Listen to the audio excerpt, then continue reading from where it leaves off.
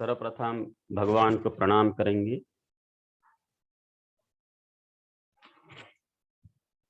करुणा शीतल हृदय पजुत विहत मोहतम सन रामार लोक गुरु वंदे सुगतं गति विमुक्तं करुणा शीतल हृदय पज्जुत विहत मोहतमं सन रामार लोक गुरु वंदे सुगतं गति विमुक्तं। यह है संयुक्त निकाय का अनमतज्ञ संयुक्तम्।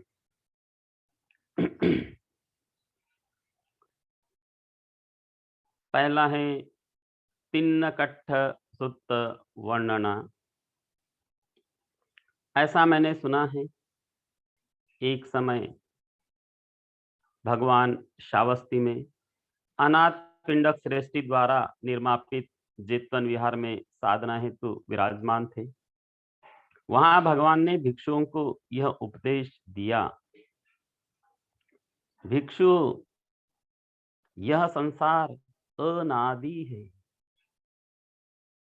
इसके आदि से आरंभ के किनारे का ज्ञान अविद्या बंधन से बद्ध एवं तृष्णा संयोजनों के पीछे दौड़ने वाले प्राणियों को नहीं। भिक्षु जैसे कोई पुरुष अपने पूर्वजों, माता आदि के बोध हेतु जम्बूद्वीप के समस्त तृण, काष्ठ, शाखा, पलाश, पत्ते को एकत्र कर यह मेरी माता है, यह मेरी माता की माता है, ऐसा संकेत करते हुए उन तृण काष्ठों की एक एक राशि बनावे तो एक दिन समग्र जम्बूद्वीप का समस्त तृण काष्ठ, शाखा, पलाश समाप्त हो जाएगा, परंतु वह तब भी अपने समस्त परिवार की गणना नहीं कर पाएगा। वह किस कारण? वह इसलिए कि अविद्या बंधन से बद्ध तृष्णा में जकड़े हुए प्राणियों के लिए इस संसार के आदि के किनारे का ज्ञान असंभव है। भिक्षु यह पुरुष इस दीर्घ कार्य करने में दीर्घ काल तक दुख का ही अनुभव करेगा, परंतु स्मशान भूमि इस गणना को पूर्ण नहीं होने देगी। अतः उचित यही होगा कि विवेकशील पुरुष इन संस्कारों से विरक्त हो जाए, इनमें किसी प्रकार की आसक्ति न रखे, उनसे मुक्त होने का प्रयास करे।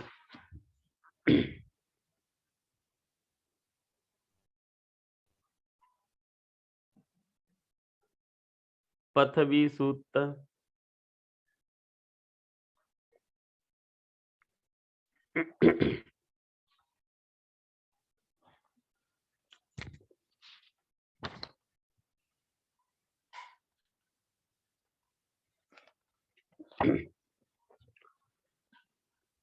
यह सूत्र भी श्रावस्ती में साधना के समय भगवान ने भिक्षुओं को बताया, भिक्षु यह संसार अनादि है, इसका आरंभ अविद्याग्रस्त प्राणियों के लिए अज्ञात है।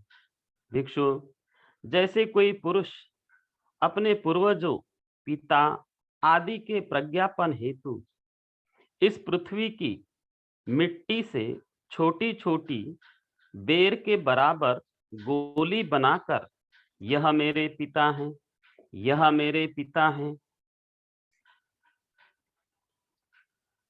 यो संकेत कर रखते चले तो एक दिन इस समस्त पृथ्वी की मिट्टी समाप्त हो जाएगी, परंतु वह अपने पूर्व पिताओं की गणना का समस्त प्रज्ञापन नहीं कर पाएगा, क्योंकि यह संसार अनादि है। ये अविद्याग्रस्त प्राणी इस संसार का आरंभ नहीं जान सकते, असंभव है। अतः विवेकशील पुरुष, विवेकशील प्राणी के लिए यही उचित होगा कि वह इन संस्कारों से विरक्त हो जाए, इनमें किसी प्रकार की आसक्ति न रखे, उनसे सर्वथा मुक्त होने का प्रयास करे।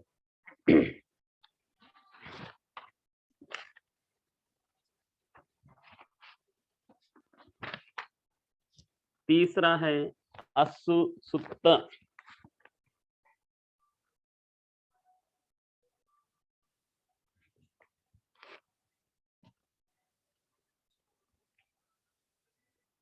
श्रावस्ती में साधना के समय भगवान ने भिक्षुओं को बताया, भिक्षुओं, यह संसार अनादि है। अविद्याग्रस्त एवं तृष्णा से आबद्ध प्राणियों के लिए इस संसार का आरंभ अज्ञात ही रह जाता है। तो क्या मानते हो भिक्षु? भिक्षु, इन दोनों में कौन अधिक है? दीर्घ काल से इस संसार में दौड़ते, प्रिय से वियोग, अप्रियों के संयोग के कारण रोते कलपते प्राणियों के आंसू, या इन चार महासमुद्र का जल, कौन सा अधिक है? भंते, हम तो आपके द्वारा बताई बात ही जानते हैं। दीर्घ काल से इस संसार में दौड़ते हुए प्रियों से वियोग, अप्रियों के संयोग के कारण रोते कलपते प्राणियों के आंसू, इन चार महासमुद्र के जल से अधिक है। भिक्षु, तुमने बहुत उचित कहा, मेरे बताए धर्म को तुमने उचित तरह से ही जाना है। भिक्षु, दीर्घ काल से इस संसार में दौड़ते प्रिय से वियोग, अप्रियों के संयोग के कारण रोते कलपते प्राणियों के आंसू ही अधिक है, न कि इन चार महासमुद्रों का जल। भिक्षु, इस संसार में आने वाले प्राणियों ने माताओं का मरण अनुभूत किया। मातृ मरण अनुभव करने वाले प्राणियों के इस प्रिय वियोग एवं अप्रिय संयोग से रोने कलपने के कारण बहते आंसू ही मात्रा में अधिक है, न कि इन चार महासमुद्रों का जल। दीर्घ काल से इस संसार में प्राणियों ने अपने पिताओं का मरण अनुभूत किया। भाई का मरण, बहन का मरण, पुत्र का मरण, पुत्री का मरण, अन्य संबंधी जनों का मरण, वियोग बार बार अनुभव किया है। नानाविध रोग तथा अनुभव किए हैं। वैसा अनुभव करते हुए प्रिय वियोग एवं अप्रिय संयोग के कारण उन आंखों से जो आंसू बहे हैं, वे इन चार महासमुद्र के जल से परिमाण से अधिक हो। वह किस कारण? वह इस कारण भिक्षु कि यह संसार अनादि है। अथ विवेकशील पुरुष के लिए यही उचित होगा कि इस संसार से मुक्त होने का प्रयास करें। अगला है क्षीर सूक्त।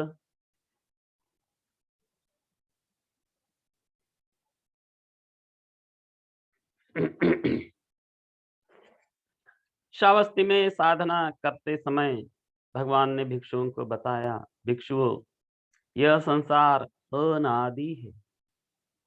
इसका जानना अविद्याग्रस्त, अतएव सांसारिक बंधनों से आबद्ध पृथक जनों के लिए असंभव है। तुम ही बताओ भिक्षुओं, इन दोनों में कौन अधिक है? उनके द्वारा इतने समय तक बार बार इस संसार में आकर पिया हुआ माता के स्तनों का दूध या इन 4 महासमुद्र का जल। भंते, हम तो आपके द्वारा बताए बात को ही जानते हैं। दीर्घ काल से इस संसार में माता के स्तनों से पिया हुआ दूध ही अधिक है, न कि इन 4 महासमुद्रों का जल। भिक्षुओं, माता के स्तन से पिया हुआ दूध ही अधिक है, न कि इन 4 महासमुद्र का जल। अतः विवेकशील पुरुष को यही उचित होगा कि वो इस संसार से, इस संस्कारों से मुक्त होने के लिए प्रयास करे। पब्बत सूत्र।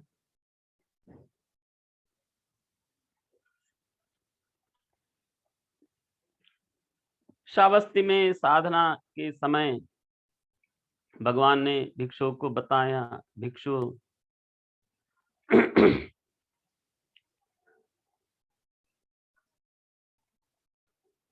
एक भिक्षु ने भगवान जहाँ विराजमान थे वहां पहुंचकर उन्हें प्रणाम कर एक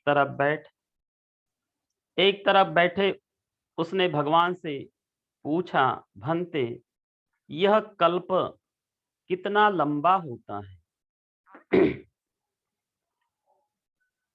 भिक्षु, कल्प तो बहुत लंबा होता है, वह गणना पूर्वक नहीं समझाया जा सकता कि इसमें इतने वर्ष होते हैं, इतने 100 वर्ष होते हैं, इतने 1000 वर्ष होते हैं या इतने लाख वर्ष होते हैं।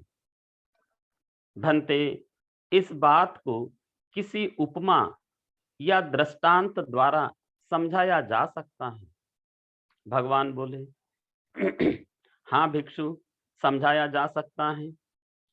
जैसे कोई विशाल पर्वत हो जिसका विस्तार, लंबाई, चौड़ाई 1 योजन हो, ऊंचाई भी 1 योजन हो, उसके पास उस पर्वत में कोई रिक्त स्थान न हो, मानो एक ही पत्थर से उसका निर्माण हुआ हो। उसको कोई पुरुष सैकड़ों वर्षों तक काशी में बने किसी चिकने वस्त्र से बार बार घिसता जाए। हो सकता है कि कभी वह पर्वत इस तरह घिसते घिसते समाप्त हो जाए, परंतु कल्प समाप्त नहीं होगा। भिक्षु, इतना लंबा दीर्घ वाला होता है ये कल्प। यह कल्प इतनी लंबी प्रतीक्षा कराता है, उसमें 100 वर्ष, 1000 वर्ष, लाख वर्षों से परिगणित नहीं किया जा सकता। वह क्यों? वह इसलिए कि यह संसार अनादि है। इसका आरंभ तृष्णाबद्ध और अविद्या में पड़े हुए प्राणी के लिए जानना असंभव है। अतः विवेकी पुरुष को चाहिए कि वह संस्कारों से विरत रहे, इनकी उपेक्षा करे तथा इनसे मुक्त होने का प्रयास करे।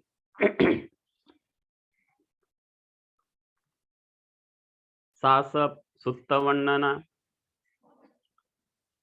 श्रावस्ती में साधना के समय कोई भिक्षु जहां भगवान विराजमान थे वहां पहुंचकर उन्हें प्रणाम कर एक तरफ बैठ गया।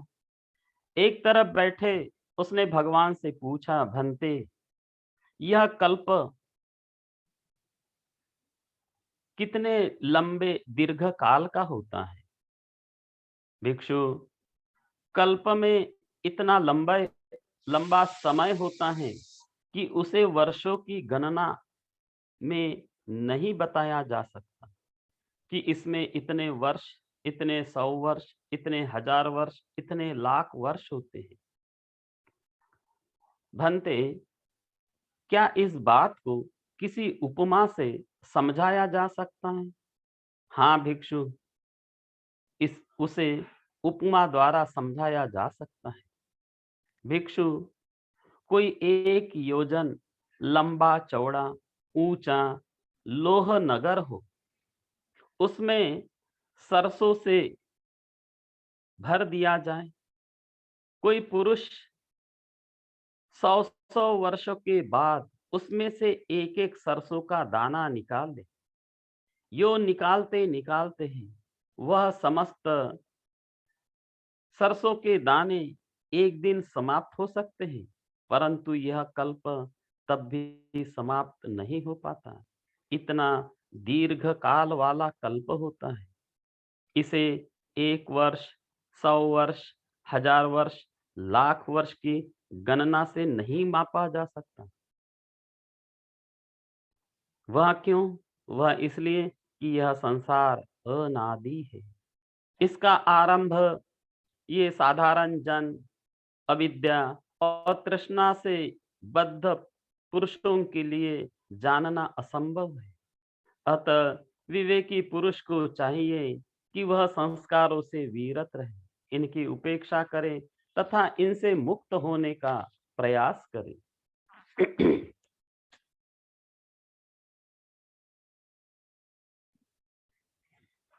सावक सुत्त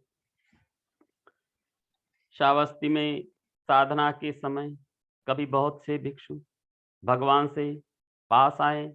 भगवान को प्रणाम करने के पश्चात बहुत सारे भिक्षु ने पूछा, भंते, आज तक कितने कल्प बीत चुके हैं, समाप्त हो चुके हैं?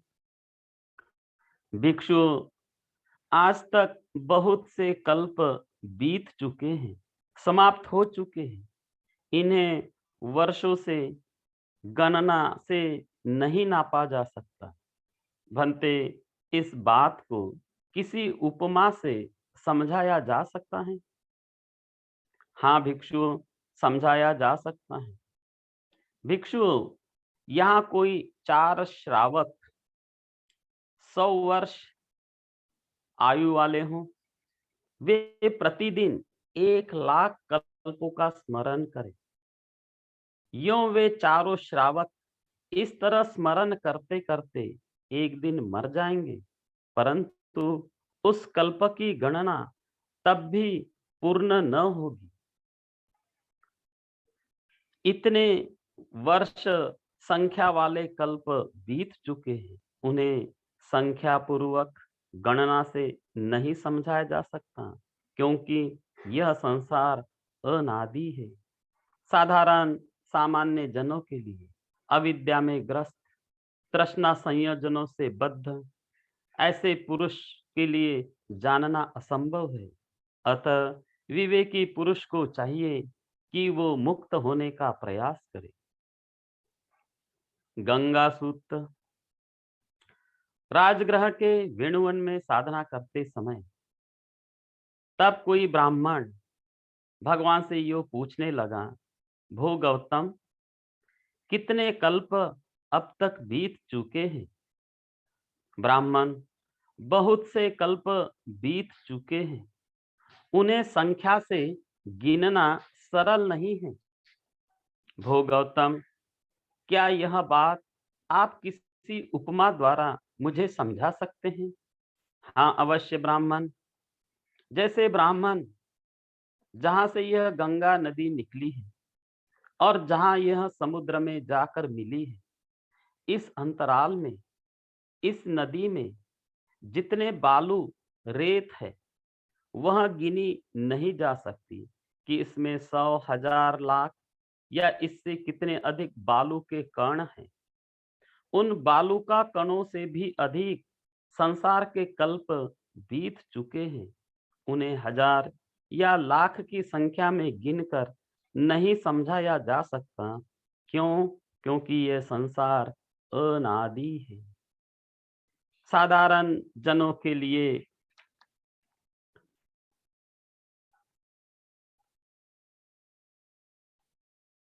साधारण प्राणी इस संसार का आरंभ नहीं जान सकते। अतः विवेकशील प्राणी के लिए यही उचित होगा कि वह इन संस्कारों से विरक्त हो जाए, इनमें किसी प्रकार की आसक्ति न रखे, उनसे सर्वथा मुक्त होने का प्रयास करे।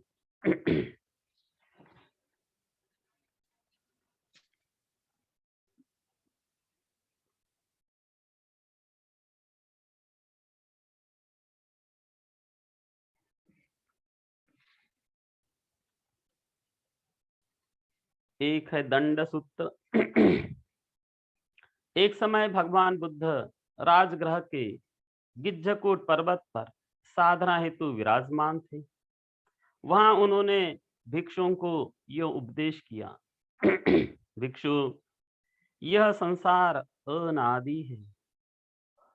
जैसे आकाश में फेंका हुआ डंडा कभी मूल से, कभी मध्य से, कभी अग्रभाग से नीचे पृथ्वी पर आकर गिरता है, वैसे ही अविद्याग्रस्त तृष्णा से बद्ध संसार में जीते मरते ये प्राणी कभी इस लोक से, कभी उस लोक में, या कभी उस लोक से इस लोक में आते जाते रहते हैं। वह क्यों? वह इसलिए कि ये संसार अनादि है। ये अविद्याग्रस्त प्राणी इस संसार का आरंभ नहीं जान सकते। अतः विवेकशील प्राणी के लिए यही उचित होगा कि वह इन संस्कारों से विरक्त हो जाए, इनमें किसी प्रकार की आसक्ति न रखें, उनमें से सर्वथा मुक्त होने का प्रयास करें। पुद्गल सूत्र।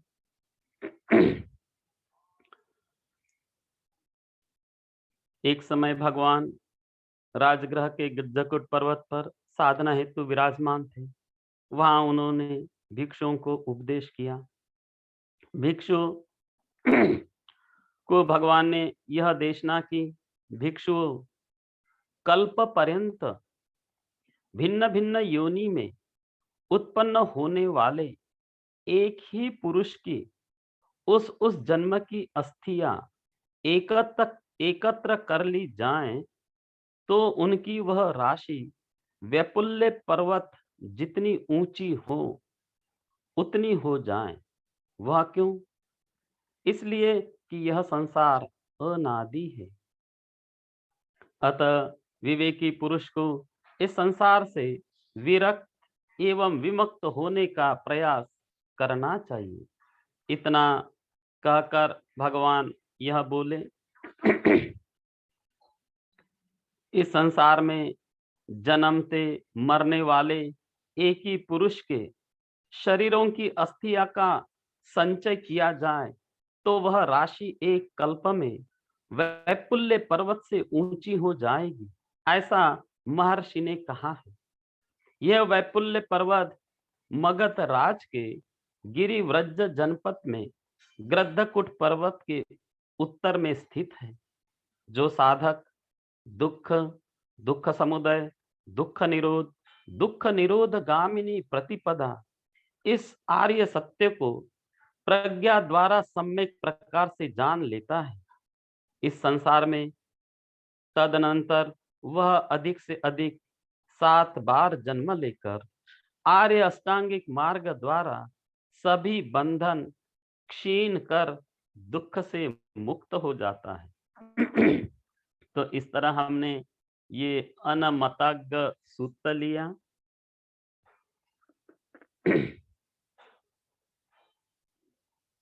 दंते जी यही विराम दें। जी गुरुजी। इससे संबंधित किसी कुछ प्रश्न को पूछ सकते हैं। दंते जी यही विराम दे कि और आगे बढ़े। वैसे ये काफी अच्छा है अनमतज्ञ सूत्र। जी, मेरा आवाज आ रहा है गुरुजी? हाँ, आ रही दंते जी। ओके। बहुत अच्छा रहा, काफी इंफॉर्मेटिव था और जो लोगों को बहुत सारे डाउट्स थे, इवन इसके ऊपर सदगुरु जी को भी पूछा गया था। हाँ, वही हमने कहा। हाँ, एक विपश्ची साधक था तो काफी टीचर्स लोग उसको आंसर नहीं दे पाए थे, लेकिन भगवान बुद्ध ने यहाँ बताया कुछ कुछ चीजों का। हमें उसका ना ही स्टार्टिंग दिखता है ना ही हमें एंड दिखता है। जैसे हम लोग अपनी ओपन आइज से अगर देखते हैं तो इस जो ब्रह्मांड है ना, इसका हमें प्रारंभ दिखता है ना ही इसका हमें अंत कहीं नजर आता है। तो उसी तरह से कुछ कुछ क्वेश्चंस भगवान बुद्ध ने बताया है कि जिसका हमें यानी उसका बिगनिंग ही आदि नजर नहीं नहीं आती। दिखाई हाँ देता। हाँ, बिगनिंग ही नजर नहीं आती है।